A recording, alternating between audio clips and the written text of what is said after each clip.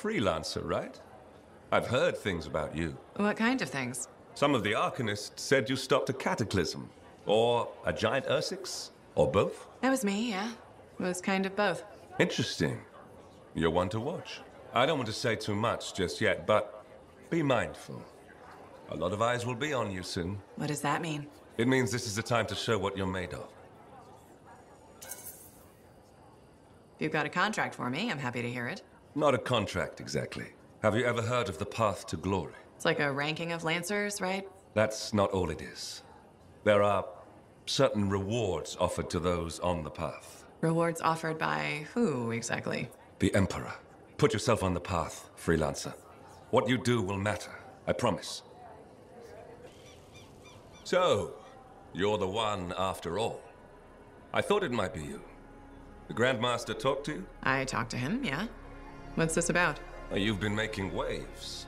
Opening the gates of the Fortress of Dawn? Not bad. But reaching the inner sanctum? All kinds of wheels started turning in Antium when you did that. What do you mean? Why would anybody in Antium care about me? I mean that wheels literally started turning inside the palace. Arden Vasa built some device to tell him if a worthy Lancer appeared. I hear it told half the city. That's huge. And unexpected. A lot of eyes are watching you now, wondering what you'll do next. Yes. Well, they're not the only ones. I can help you with that. I guess it's time to properly introduce myself. I'm the Lawkeeper and storyteller for the Legion of Dawn. The Legion is gone. It broke apart centuries ago. The Lancers left the path, it's true. But there have always been a few souls tasked with keeping the Legion alive. Arden Vasa left the wheels ready to turn for a reason. The path of the Legionnaire has been waiting, like the doors at the Fortress of Dawn, for a worthy Lancer. I passed all the tests. I was welcomed into the Legion of Dawn already. Sort of. The trials proved you're worthy to become a Legionnaire, but you're not one yet. You know the stories of General Tarsis. Do you know the tales of her most trusted council? I've heard their names, children's stories. But I don't think that's what you're asking. You should know whose footsteps you're following. At the height of the dawn, countless Lancers flocked to the banner of General Tarsis. All who had the heart to fight were given a place. But a few were more than just Lancers. These were the boon companions of Tarsis, walking the path as she did. The Legionnaires. In the trials, Arden Vasa said something about walking the path, too. You opened the doors, but it's not enough to pass the tests. You must keep walking, day after day. Arden Vasa, builder of the first javelin, the first emperor. Sanadin, whose swiftness inspired Corvus. Medeiros, Magnastral, and Leotrael the Unbroken. They all had one thing in common. They shared the ideals of Helena Tarsis. And you want me to do that, too? Follow in their footsteps. Become a Legionnaire. So many eyes are watching you. If you can do this, revive the path of the Legionnaire, maybe the glory days of the Legion are only beginning.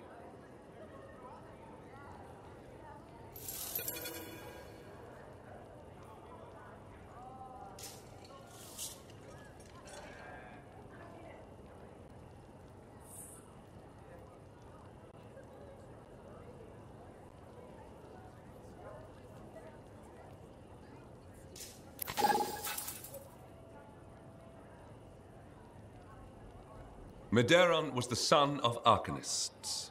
He had lived his entire life in a cavern, underground, hiding.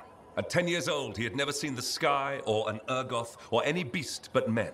The world was utterly unknown to him, except for tales of horror and woe.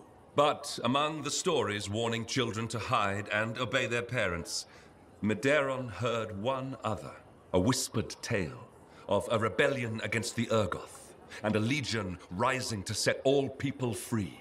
So, at just 10 years old, Medeiros left the safety of the Arcanists to find the Legion of Dawn. His parents couldn't have just let him go, could they? They forbade him, of course, but he picked his moment and ran away.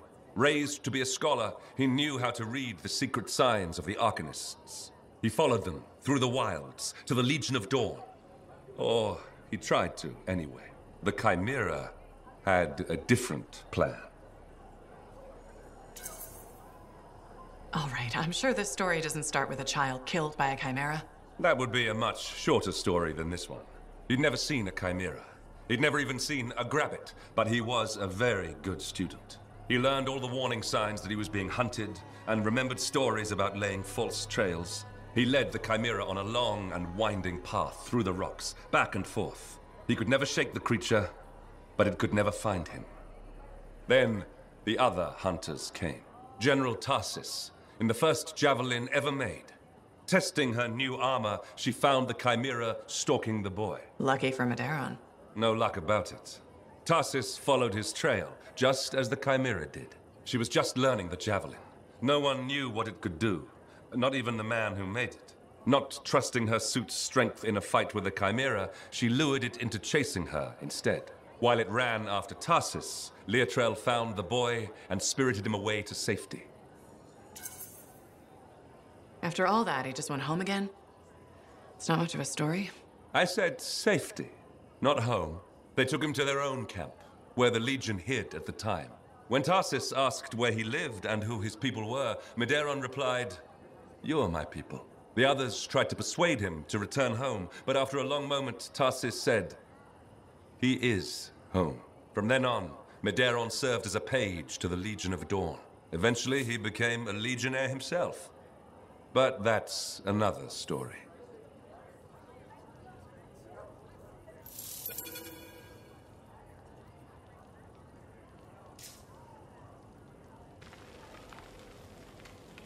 You've walked the path of valor. By now, I suppose that's not really a surprise. It's time to tell you how the Freelancers began. Medeiros was raised by the Legion of Dawn. He witnessed Tarsis testing the first javelin. He was at the general's side when the fortress was built, earned his own javelin, and fought beside her, even Antium Pass. Of the company that stood with Tarsis and held back the Urgoth, only Medeiros survived. Who else was there? The tales always make it sound like Tarsis fought alone. You already know the others. Evenia, Atinia, Ganes, and Kerif. The Guardians, legends call them. I heard you found all their tombs. I did, but nobody told me they all died at Antium Pass.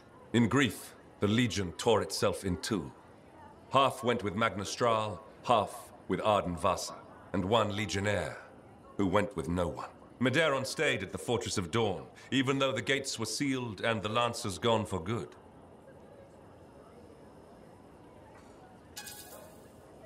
We're really at the part where someone sits in an empty, locked building.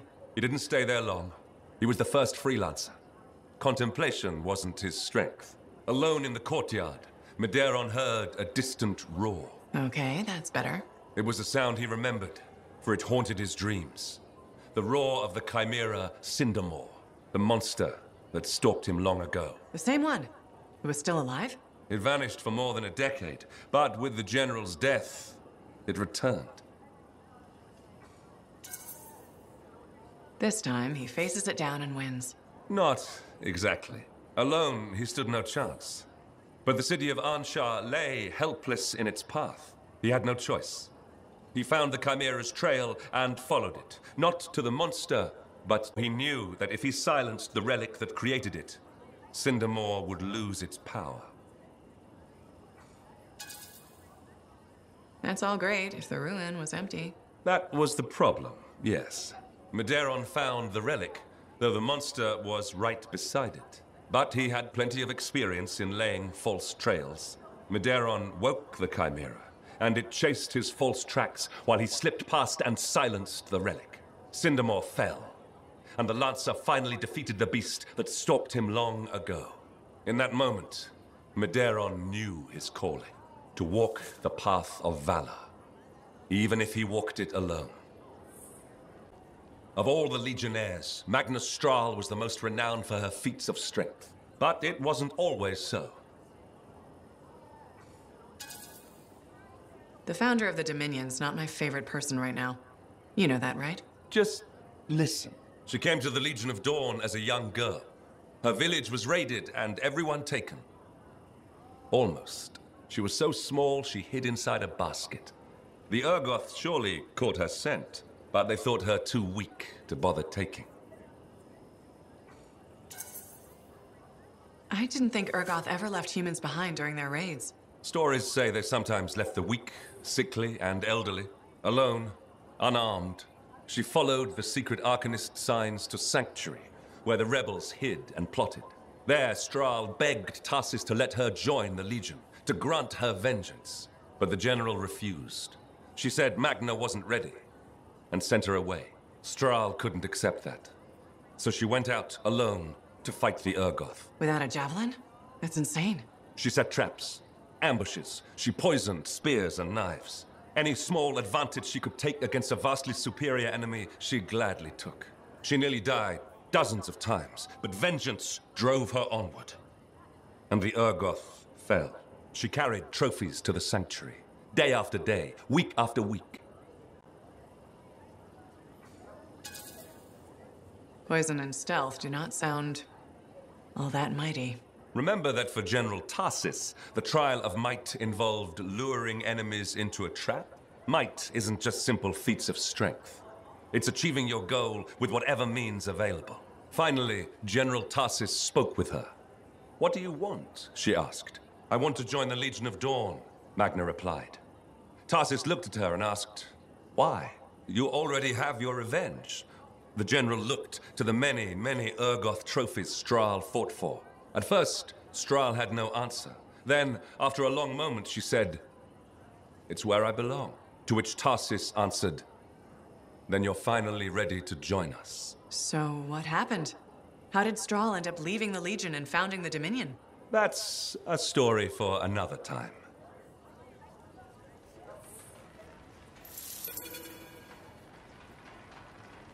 What do you think you're doing?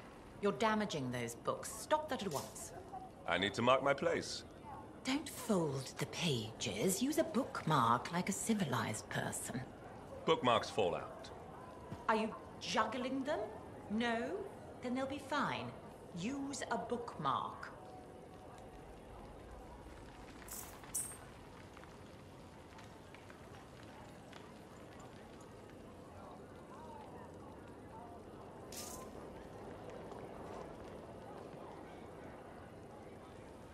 So, now that you've walked in her footsteps, let me tell you the final tale of Magna Strahl. When General Tarsis fell, those closest to her went into mourning.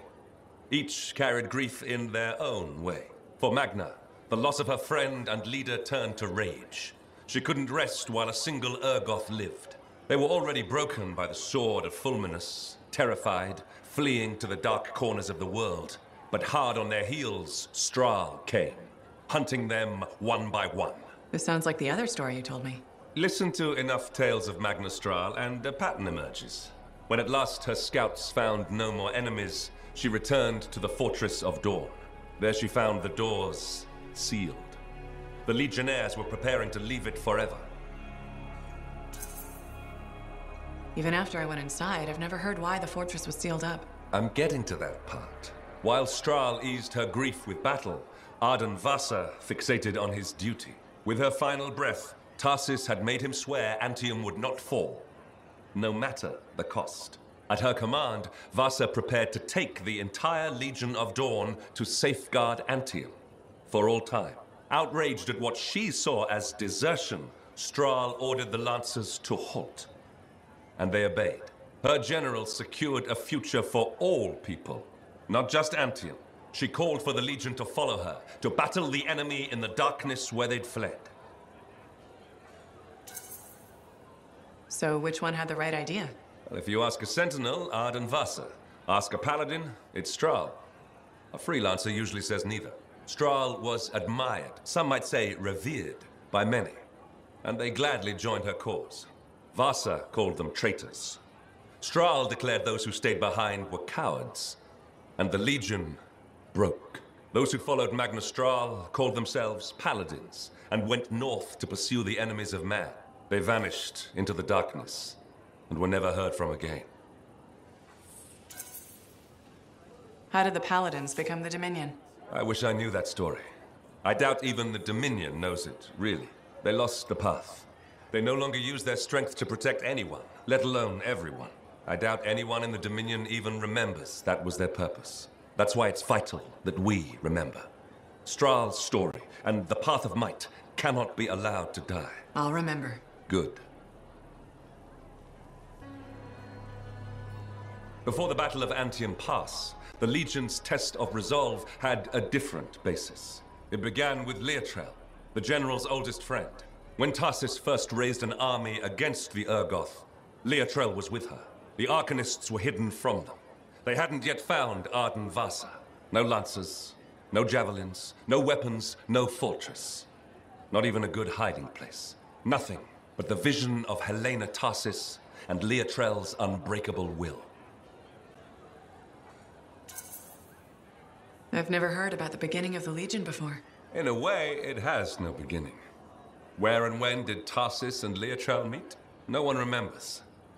Maybe it was once such common knowledge that no one thought to pass it on. There are countless towns that now claim to be the birthplace of General Tarsis. The truth is lost. A legion needs soldiers, and it began with just one. The two set out to find the Urgoth. The plan was simple. Follow the raiders and warn villages in their path. At first, they succeeded in getting word of the coming Urgoth to people in time.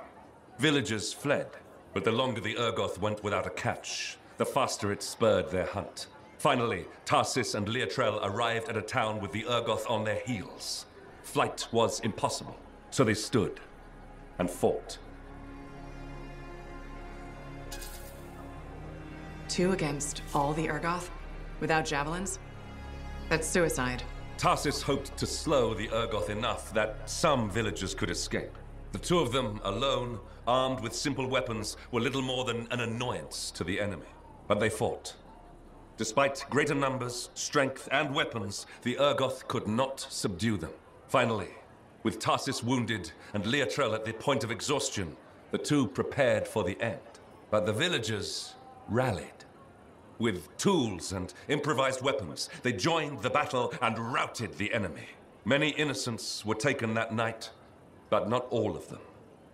Because people fought the inevitable. And the rest is a tale for another time. You've walked the path of resolve. It's a hard one to travel. You're not going to tell me about the last stand of General Tarsis now, are you? Because I've heard that story many times before. No. This is the story of how the Legion endured its own destruction. While Vasa and Strahl fought about which way to take their lancers, Leotrel prepared. She prepared her oldest friend for burial. She prepared places for all the fallen, and she prepared the way for those still to come. She took Garrett's volumes of the Legion from the Fortress of Dawn before it was sealed. She left Helena's signet in the General's tomb, waiting for the right hand to reclaim it. Are you saying she knew I would need to look for the Javelin of Dawn? No, of course not. But she knew better than anyone not to surrender to the inevitable. She would not abandon her friend or her path, even though the battle was over. The world would always need Tarsis, and Tarsis would always need legionnaires. She followed Arden Vasa to Antium for a time, and left the records with trusted lancers, to be maintained and passed down, generation after generation. To you. This is your story. Our story. The Legion lives on through us. What happened to Leotrel? Oh, once her preparations were complete, her plans in motion, she left Antium and vanished. Like the beginning. The end of her story is a mystery. But it's not beginnings or endings that matter. It's the path you follow between them. So, you've walked all the paths. What do you think? What was all this for? Why have I been trying to recreate the deeds of Legionnaires? The Legion of Dawn wasn't one person or one deed. It wasn't even the trials of General Tarsis. It was 1,000 people. 1,000 deeds, great and small, that brought us to this moment. Stories have beginnings and endings, a clear path, an arc. But we know that reality isn't like stories. We only have the path ahead. Nothing is clear, and nothing truly ends. Listen, Legionnaire. This is your tale now. It has been for some time. Learn from the mistakes of our forebears. Persist Even in the face of the inevitable, walk the path. Even if you have to do it alone. Welcome to the Legion of Dawn. There are other stories, other legionnaires you could learn from, but that's for another time.